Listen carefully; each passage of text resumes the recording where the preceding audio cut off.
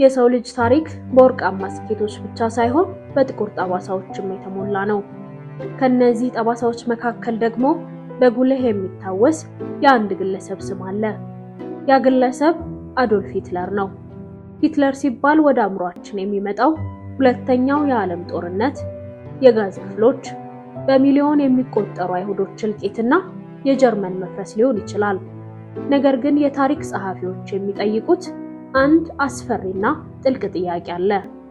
በአውሮፓ እምብርት ላይ በሳይንስና በጥበብ በበለጸገችው ጀርመን አንድ ተራ ስዕል እንኳን መሳል ያልቻለና የቪየና ስደተኛ የሆነ ግለሰብ እንዴት የሀገሪቱ ፍጹም አምላክ ሊሆን ቻለ?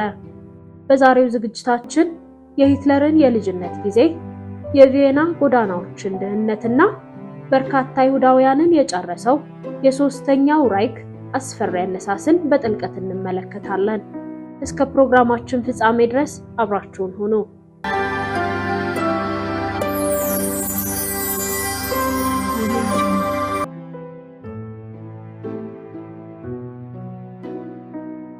አዶልፍ ሂትለር የተወለደው እንደ አውሮፓውያን አቆጣጠር ሚያዝያ 20 1889 በኦስትሪያና በጀርመን ድንበር ላይ በምትገኝ ብራውን አም ኢን በምትባል ትንሽ ከተማ ውስጥ ነው።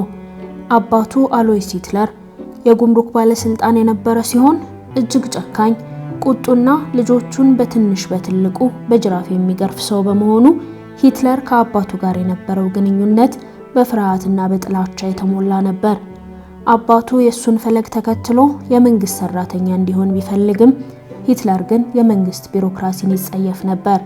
በአንጻሩ እናቱ ክላራ ሂትለር እጅግ በጣም የዋህ፣ ሃይማኖተኛና አዶልፍን ከመጠን በላይ የምታቀብጥ ሴት ነበረች። አዶልፍ ከመወለዱ በፊት 3 ልጆቿን በበሽታ በማጣቷ ለሂትለር ልዩና የተጋነነ ፍቅር ነበራት። የታሪክ ምሁራን እንደሚሉት የሂትለር ስብዕና የተቀረጸው በዚህ በአባቱ ጭካኔና በእናቱ ገደብ በሌለው መራራት መካከል ነው። እንደ አውሮፓውያን አቆጣጠር በ1903 አባቱ በድንገት ሲሞት ሂትለር በ14 ዓመቱ የነጻነት አየር ተነፈሰ።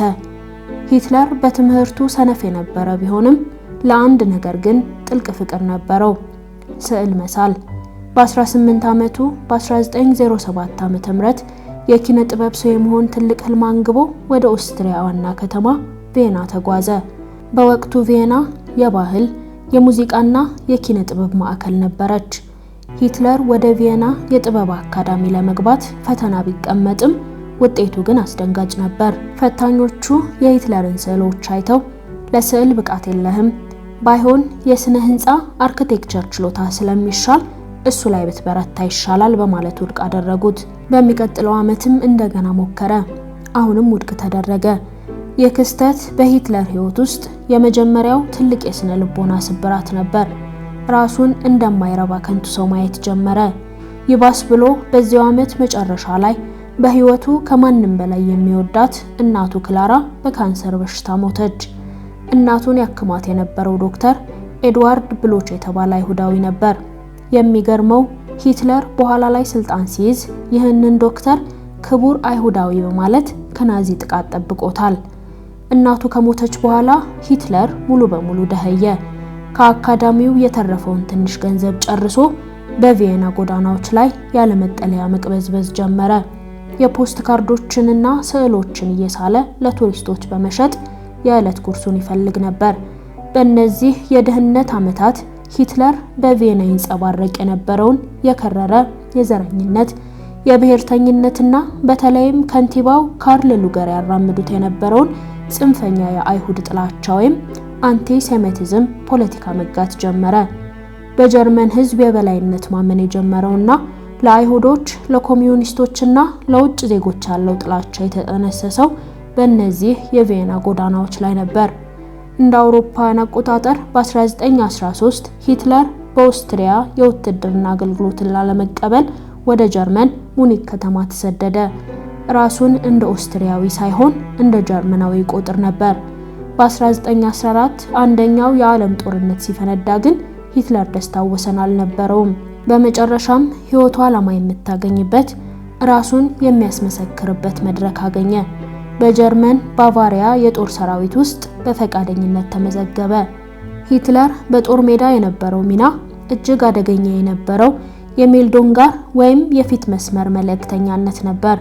በአይጦችና በበሽታ በታጠሩት በቦምብ ናዳ በሚናወጡት የውጊያ ቦዮች ውስጥ ትዕዛዛቶችን ከአንዱ ምሽግ ወደ ሌላው ለማድረስ በጀግንነት ይሮጥ ነበር። 2 ጊዜ የብረት መስቀል ሜዳሊያም ተሸልሟል። ይህም ለአንድ ተራ ወታደር እጅግ ብርቅ ነበር። ጦርነቱ ሂትለርን ካደነደኑት ነገሮች አንዱ እረኛ የሌለው ብጥብጥን እንደ መደበኛ ህይወት እንዲቀበል ማድረጉ ነበር። እንደ አውሮፓውያን አቆጣጠር ጥቅምት 1918 ጦርነቱ ሊያበቃ ጥቂት ሳምንታት ሲቀሩት ሂትለር በቤልጂየም የብሪታንያ ጦር በሰነዘረው የሰናፍጭ ጋዝ ጥቃት ሰለባ ሆነ። አይኖቹ ለጊዜው ታወሩ፣ መተንፈስም አቃተው። በሰሜን ጀርመን በሚገኝ ወታደራዊ ሆስፒታል ውስጥ ተኝቶ ያለ ነበር ጥቅምት 11 1918 ጀርመን እጅ መስጠቷንና ጦርነቱ ማክተሙን የሰማው። ይህ ዜና ለሂትለር እንደ መብረቅ ነበር። በራሱ ማስታወሻ ላይ አይኖቼ እንደገና በጨለማ ተዋጡ፣ ማልቀስ ጀመርኩኝም ሲል ጽፏል። ሂትለርና በሚሊዮኖች የሚቆጠሩ የጀርመን ወታደሮች የጀርመን ጦር በጦር ሜዳ እንዳልተሸነፈ፣ ይልቁንም በሀገር ውስጥ ባሉ ኮሚዩኒስቶች፣ አይሁዶችና የሪፐብሊክ ፖለቲከኞች ከጀርባው በስለት እንደተወጋ በጽኑ አመኑ። ጦርነቱን ተከትሎ የመጣው የቨርሳይ ስምምነት በጀርመን ላይ እጅግ አሰቃቂ ቅጣቶችን ጫነ። ጀርመን ለጦርነቱ መነሳት ሙሉ ኃላፊነት እንድትወስድ ተገደደች። ከፍተኛ የገንዘብ ካሳ እንድትከፍል ተወሰነባት። የጦር ሰራዊቷ ከ100 ሺህ ወታደሮች እንዳይበልጥ ተደረገ። አውሮፕላንና ባህር ሰርጓጅ መርከብ እንዳይኖራት ተከለከለች። ጠቃሚ የሆኑ የኢንዱስትሪ መሬቶቿ ተቀሙ። ይህ ውርደት በአዲሱ የጀርመን ዲሞክራሲያዊ መንግስት የዋይማር ሪፐብሊክና በጀርመን ህዝብ ህሊና ውስጥ ከፍተኛ የቂምና የበቀል እሳት ለኮሰ። ከጦርነቱ በኋላ ሂትለር ወደ ሙኒክ ቢመለስም አሁንም በሰራዊቱ ውስጥ ተቀጥሮ ይሰራ ነበር። ስራው በከተማዋ ውስጥ የሚነሱትን አዳዲስ የፖለቲካ ቡድኖች መከታተልና መነቅነቅ ነበር። ከጦርነቱ በኋላ ሂትለር ወደ ሙኒክ ቢመለስም አሁንም በሰራዊቱ ውስጥ ተቀጥሮ ይሰራ ነበር። ስራው በከተማዋ ውስጥ የሚነሱትን አዳዲስ የፖለቲካ ቡድኖች መከታተልና መነቅነቅ የስለላ ስራ ነበር። እንደ አውሮፓውያን አቆጣጠር መስከረም 1919 የጀርመን ሰራተኞች ፓርቲ የተባለውን አንቶን ድሬክለስ የመሰረተውን ትንሽ የፖለቲካ ቡድን እንዲሰልል ተላከ። በስብሰባው ላይ ግን ሂትለር ሰላይነቱን ረሳው። በአንድ የውይይት ሐሳብ ላይ ተነስቶ ያደረገው ንግግር የፓርቲውን መስራቾች አስደነቀ። ድሬክስለር የሂትለርን የመናገር ብቃት አይቶ የፓርቲው አባል እንዲሆን ጋበዘው። ሂትለርም ሰራዊቱን ለቆ የፓርቲው 55ኛ አባል በመሆን ተቀላቀለ። ሂትለር በፓርቲው ውስጥ የፕሮፓጋንዳ መሪ ሆነ። የፓርቲውን ስም ወደ ናሽናል ሶሻሊስት የጀርመን ሰራተኞች ፓርቲ ወይም በአጭሩ ናዚ በማለት ቀየረው። ጥንታዊውን የህንድ ምልክት ስዋስቲካ ወስዶ በነጭ ክብና በቀይ መደብር ላይ በማድረግ የፓርቲው ባንዲራ አደረገው። ቀዩ ቀለም የማህበራዊ ዋስትናን፣ ነጩ ብሔርተኝነትን፣ ስዋስቲካው ደግሞ የአርያን ዘር ድል ፍለጋን እንደሚያመለክት አስታወቀ። ሂትለር አስደናቂ ተሰጥኦ ነበረው። ድምፁ መጀመሪያ ላይ ዝቅ ያለና የጎረነነ ቢሆንም ንግግሩ እየቀጠለ ሲሄድ ግን ድምፁ ይጮሃል፣ ሰውነቱ ይንቀጠቀጣል። እጆቹን እያወዛወዘ ህዝቡን በስሜት ያነቃቃ ነበር። የጀርመንን ህዝብ ስቃይ፣ ረሃብና ውርደት ጠቅሶ ጠላቶቹን አይሁዶቹንና የቨርሳይን ስምምነት የፈረሙትን ፖለቲከኞች በግልጽ ይረግም ነበር። የሙኒክ የቢራ አዳራሾች በናዚ ደጋፊዎች ሞሉ ጀመር። በ1921 ሂትለር የፓርቲው ሊቀመንበር ሆነ። የናዚዎችን የግል የጦር ኃይል ኤስኤ ስቶርም ትሩፐርስ ወይም ቡናማ ሸሚዞች የተባለውን ጉልበተኛ ቡድን አቋቋመ። እንደ አውሮፓውያን አቆጣጠር በ1923 የጀርመን የኢኮኖሚ ቀውስ ጣሪያ ነክቶ ነበር። ፈረንሳይ የጀርመንን የኢንዱስትሪ ቀጠና ስትወር የጀርመን ገንዘብ ዋጋ ቢስ ሆኖ አንድ ዳቦ ለመግዛት አንድ ጋሪ ሙሉ ገንዘብ መያዝ የሚያስፈልግበት ዘመን ደረሰ። ሂትለር የጀርመን መንግስት የሚወድቅበት ጊዜ አሁን ነው ብሎ አሰበ። በጣሊያን ቤኔቶ ሙሶሎኒ በኃይል ስልጣን እንደያዘው ሁሉ እሱም በባቫሪያ አመጽ አስነስቶ ወደ በርሊን ለመጓዝ አቀደ። እንደ አውሮፓውያን አቆጣጠር ህዳር 8 1923 ምሽት ሂትለርና የኤስኤ ወታደሮቹ በሙኒክ ከተማ በሚገኝ ትልቅ የቢራ አዳራሽ ውስጥ የባቫሪያ ባለስልጣናት ስብሰባ ላይ በኃይል ሲገቡ ሂትለር ወደ ጣሪያው ሽጉጥ ተኩሶ የብሔራዊ አብዮት ጀምሯል ሲል አወጀ። ነገር ግን በሚቀጥለው ቀን ወደ ከተማዋ መሃል ሲጓዙ የባቫሪያ ፖሊስና ሰራዊት መንገድ ዘግተው ይጠብቋቸው ነበርና የተኩስ ልውውጥ ተከፈተ። 16 ናዚዎችና 4 ፖሊሶች ሲገደሉ ሂትለር ቆስሎ ቢያመልጥም ነገር ግን ከ2 ቀናት በኋላ ተያዘና በሀገር ክህደት ወንጀል ተከሶ ፍርድ ቤት ቀረበ። ነገር ግን ይህንን የፍርድ ቤት መድረክ ለራሱ ፕሮፓጋንዳ ተጠቀመበት። ንግግሮቹ በጋዜጦች በመታተማቸው በመላው ጀርመን ታዋቂ ሆነ። ዳኞቹ የናዚን ዓላማ የሚደግፉ ስለነበሩ የ5 ዓመታት እስራት ብቻ ፈረዱበት። በሌንድስበርግ እስር ቤት ውስጥ በነበረው ቆይታ ደጋፊዎቹ ሊጠይቁት ሲመጡ የተለያዩ ስጦታዎችን ያመጡለት ስለነበር የእስር ህይወቱ በምቾት የተሞላ ነበር። እዚያ ሆኖ የወደፊት ረዳቱ ለሆነው ሩዶልፍ ሄስ ሜይን ካምፕ ወይም የእኔ ትግል የተባለውን መጽሐፍ የጻፈ ሲሆን ይህ መጽሐፍ የሂትለርን እቅድ በግልጽ ያሳየ ነበር። ጀርመናውያን አሪያን የተባሉ የላቀ የሰው ዘር መሆናቸውንና አይሁዶች ደግሞ ይህንን ዘር የሚያጠፉ ጥገኛ መሆናቸውን፣ የቨርሳይ ስምምነት መፈራረስ እንዳለበት፣ ለጀርመን ህዝብ መኖሪያ የሚሆን ሰፊ መሬት ከምስራቅ አውሮፓ ወይም ከሩሲያ በኃይል መያዝ እንዳለበት ይገልጻል። ሂትለር 9 ወራት ብቻ ታስሮ በታህሳስ 1924 ከእስር ከተፈታ በኋላ ስልጣንን በኃይል አሊያም በመፈንቅለ መንግስት መያዝ እንደማይችል ተረዳ። የማይዋር ሪፐብሊክን ዲሞክራሲያዊ ህግጋት ተጠቅሞ በምርጫ አሸንፎ ዲሞክራሲውን ከውስጥ ሆኖ ማፈራረስ እንዳለበትም ወሰነ። ነገር ግን ከ1924 እስከ 1929 የጀርመን ኢኮኖሚ በአሜሪካ ብድር ምክንያት ማገገም በመጀመሩ ህዝቡ ጽንፈኞችን መስማት አቆመ። በ1928 ምርጫ የናዚ ፓርቲ ያገኘው የ2.6 ድምጽ ብቻ ነበር። እንደ አውሮፓውያን አቆጣጠር ጥቅምት 1929 በኒውዮርክ የዎል ስትሪት የአክሲዮን ገበያ ሲከሰከስ አሜሪካ ለጀርመን የሰጠችውን ብድር በአስቸኳይ በማስመለሷ የጀርመን ኢኮኖሚ በአንድ ጀንበር አከተመለት። ባንኮች ተዘጉ፣ ፋብሪካዎች ወደሙ። በ1932 የጀርመን ስራ አጦች ቁጥር 6 ሚሊዮን ደረሰ። ህዝቡ በተስፋ መቁረጥ በረሃብና በቁጣ ተሞላ። ይህ የኢኮኖሚ ክስከሳ ለሂትለር የመዳኛ መስመር ሆነለት። ወደ ህዝቡ በመመለስ እኔ ከዚህ ቀውስ አወጣችኋለሁ ሲል ጮኸ።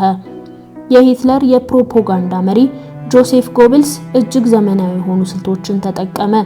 ሂትለር በአውሮፕላን በመላው ጀርመን በቀን ውስጥ በ3 እና 4 ከተሞች እየተገኘ ንግግር ያደርግ ነበር። ይህ ዘመቻ ሂትለር ኦቨር ጀርመኒ ይባል ነበር። ናዚዎች ለሁሉም የህብረተሰብ ክፍል የሚሆን ቃል ነበራቸው። ለሰራተኛው ስራና ዳቦ፣ ለባለ ሀብቶችና ለገበሬው ከኮሚዩኒስት ንብረት መወረስ መጠበቅ፣ ለወጣቶች አዲስ ጠንካራና ክብር ያላት ጀርመንን ቃል ገባ።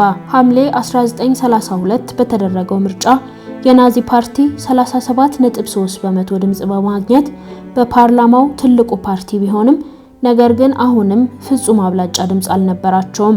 የጀርመን ወግ አጥባቂ ፖለቲከኞች በተለይም የቀድሞ ቻንስለር ፍራንስ ቬን ፓፔን ሂትለርን ተጠቅመው የግራ ክንፍ ኮሚዩኒስት ኃይሎችን ለማጥፋት አቀዱ።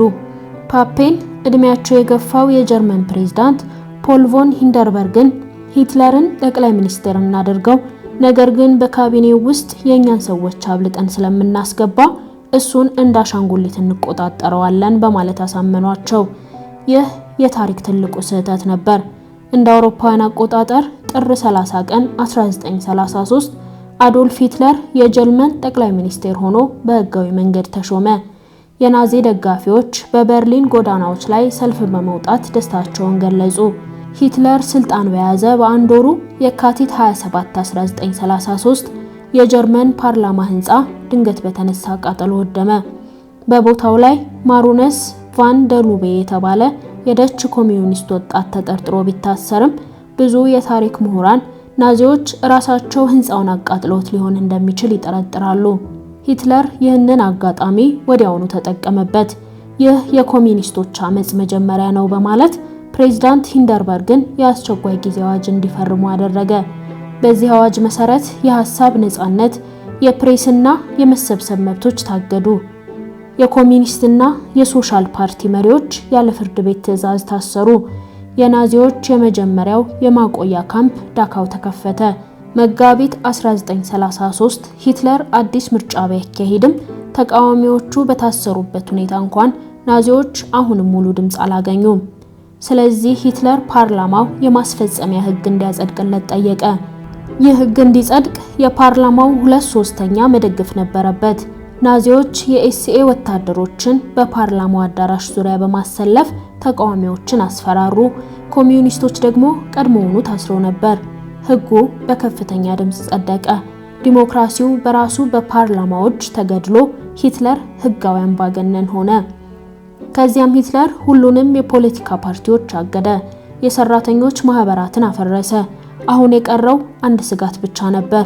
በራሱ በናዚ ፓርቲ ውስጥ የነበረው የኤስኤ መሪ ኤርነስት ሮህም የ3 ሚሊዮን ወታደሮች መሪ የነበረ ሲሆን የጀርመንን መደበኛ ጦር ሰራዊት በቁጥጥሩ ስር ለማድረግ ይፈልግ ነበር። የጀርመን ጦር ሰራዊት ጀነራሎች ደግሞ ሮህምን ይፈሩት ነበር። ሂትለር የሰራዊቱን ታማኝነት ለማግኘት ሮህምን ማጥፋት እንዳለበት ወሰነ።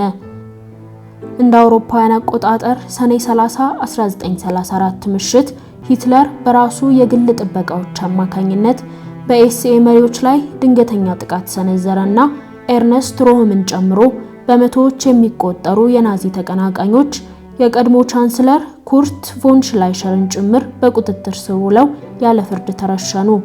ይህ ክስተት የረጅም ቢላዎች ምሽት ይባላል። ሂትለር በራሱ ቡድን ውስጥ ያለውን ተቃውሞ ሙሉ በሙሉ አጠፋ። ከዚያም ነሐሴ 2 ቀን 1934 የጀርመኑ ፕሬዝዳንት ፖል ቮን ሂንደንበርግ በ86 ዓመታቸው ሲያርፉ ሂትለር ሌላ ፕሬዝዳንት እንዲመረጥ አላደረገም። ይልቁኑ የፕሬዝዳንቱንና የጠቅላይ ሚኒስቴሩን ስልጣን በአንድ ላይ አዋሃደው። ራሱንም ፎኸረር ወይም ፍጹሙ መሪ ብሎ አወጀ። በዚያው ዕለት የመላው ጀርመን ጦር ሰራዊት ወይም ወርማችት ወታደሮችና መኮንኖች አዲስ የታማኝነት መሐላ ፈጸሙ። መሐላው ግን ለሀገሪቱ ወይም ለሕገ መንግስቱ አልነበረም። ይልቁኑ ለአዶልፍ ሂትለር በግል ፍጹም ታማኝ ለመሆንና እስከ ሞት ለመታዘዝ ነበር። የ1000 ዓመት ህልም ፍጻሜ የጀርመን ሪፐብሊክ ሙሉ በሙሉ ሞተች። ሂትለር የጀርመንን ታሪክ በ3 ደረጃዎች ከፈለው። የመጀመሪያው ራይክ የቅዱስ ሮማን ግዛት፣ የቀድሞዋ ጀርመን ክብር። የሁለተኛው ራይክ በቢስማርክ የተመሰረተው የጀርመን ኤምፓየር ከ1871 እስከ 1918። ሶስተኛው ራይክ እሱ የመሰረተው የናዚ ጀርመን ፍጹም አምባገነናዊ መንግስት። ሂትለር ይህ ሶስተኛው ራይክ ለ1000 ዓመታት በዓለም ላይ ይነግሳል ሲል አውጆ ነበር። ነገር ግን ይህ አገዛዝ የኖረው ከ1933 እስከ 1945 ለ12 ዓመታት ብቻ ነበር። ሆኖም በእነዚህ 12 ዓመታት ውስጥ በአውሮፓ ላይ የፈጠረው እልቂት፣ የሁለተኛው የዓለም ጦርነት መፈንዳትና የ6 ሚሊዮን አይሁዶች መታረድ የሰው ልጅ ታሪክ የማይረሳው ጥቁር ጠባሳ ሆኖ ቀርቷል። በቪየና ጎዳናዎች ላይ ስዕል እየሸጠ ይኖር የነበረው ተራ ወጣት በዓለም ላይ ታይቶ የማይታወቅ የጥፋት ማሽን መሪ ለመሆን የበቃው በዚህ አስፈሪ ታሪካዊ ጉዞ ውስጥ ነበር።